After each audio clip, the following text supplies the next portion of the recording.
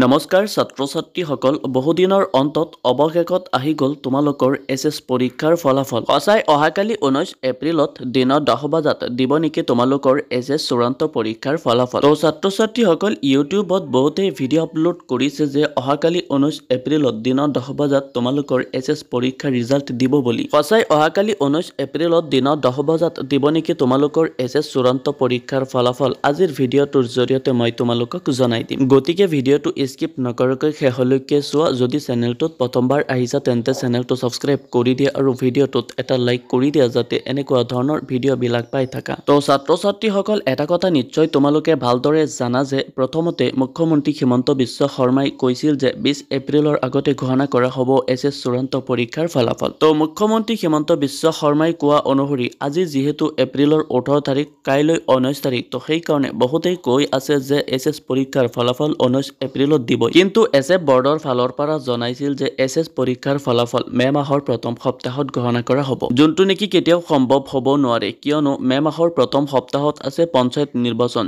পঞ্চায়ত নিৰ্বাচনৰ সময়ত এছএছ পৰীক্ষাৰ ফলাফল কেতিয়াও ঘোষণা নকৰে তো ছাত্ৰ ছাত্ৰীসকল পৰীক্ষাৰ ফলাফল কেতিয়া ঘোষণা কৰিব সেইটো আমি বহুদিন আগতে অনুমানত ক'ব নোৱাৰিম কিয়নো নিশ্চয় তোমালোকে জানা যে বৰ্তমানৰ ৰিজাল্টৰ নিয়ম অকমান বেলেগ কৰি দিছে নিয়মটো হ'ল যে যিদিনা ৰিজাল্ট দিব তাৰ আগদিনা ৰাতি নাইবা সিদিনাখন ৰাতিপুৱা মুখ্যমন্ত্ৰী হিমন্ত বিশ্ব শৰ্মা নাইবা শিক্ষামন্ত্ৰী ৰণোজ পেগুৱে টুইট কৰি জনাব তো যিদিনাখন মুখ্যমন্ত্ৰী হিমন্ত বিশ্ব শৰ্মা আৰু শিক্ষামন্ত্ৰী ৰণোজ পেগুৱে টুইট কৰি জনাব ৰিজাল্টৰ কথা তো সিদিনাখন আমি কনফাৰ্ম হ'ম যে সিদিনাখনেই দিব এছএছ পৰীক্ষাৰ ফলাফল তো ছাত্ৰ ছাত্ৰীসকল মোৰ চেনেলটো সাবস্ক্ৰাইব কৰি থবা কিয়নো যিদিনাখন ৰিজাল্ট দিব তাৰ আগদিনাখন মই তোমালোকক সঠিক ইনফৰমেশ্যন অৰ্থাৎ সঠিক খবৰটো জনাই দিব পাৰিম কিয়নো যিবিলাক এপছত ৰিজাল্ট উপলব্ধ হয় আপলোড কৰে সেইবিলাক এপছৰ মানুহৰ লগত মোৰ কন্টেক্ট আছে তো আগদিনাখন মোক ইনফৰ্ম কৰি দিয়া জনাই দিয়া সো মই তোমালোকক জনাই দিব পাৰিম